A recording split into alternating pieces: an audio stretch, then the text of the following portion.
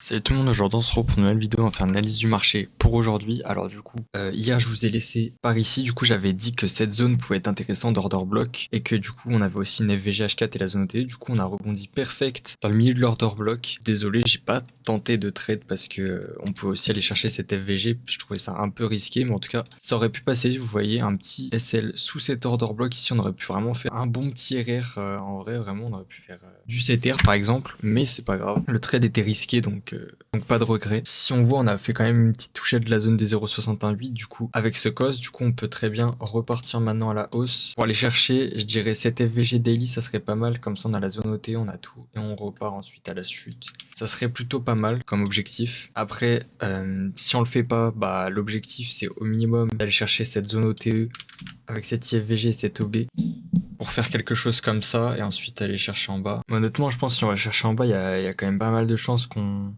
aille chercher un niveau plus bas. On a beaucoup de liquidité quand même par là, un peu de partout, tout là, on a de la liquidité. Donc c'est vraiment une zone où on va y revenir pour moi. Le mieux, ça serait vraiment d'aller chercher cette zone OTE, comme ça on a vraiment la zone OTE du dernier cos qu'on a, qui est ici, le vrai gros cos, il est ici, donc franchement, ça serait une bonne zone. Pour ce qui est d'Ethereum, on monte aussi, j'avais tracé cet order block, bon, on a été rejeté après un... Bon, il a pas tenu, lui, à la différence du Bitcoin. De toute façon, on n'avait rien tenté. Là, on peut voir qu'on accumule de la liquidité en dessous. On peut voir aussi qu'on va peut-être aller chercher ce high. Ici, on laisse de la liquidité aussi au-dessus, donc si on va chercher la liquidité au-dessus, attention à pas faire juste une AMD, accumulation, manipulation, distribution en bas, mais à bien consolider au-dessus et rester au-dessus pour pouvoir aller chercher au minimum cette zone. Ça serait vraiment pas mal pour faire une continuation baissière digne de ce nom et clean. Parce que pour moi là, en tout cas, si on prend le haut sans prendre ça en bas, il y a des chances qu'on aille plus bas, hein, parce que si on laisse quand même pas mal de liquidité. Donc faut voir la réaction qu'on a après ça. Vous voyez ici, on a une sorte de zone d'order block un peu, du coup, qui pourrait rejeter le prix aussi, si on y va. Et puis on a un gros OB ici, donc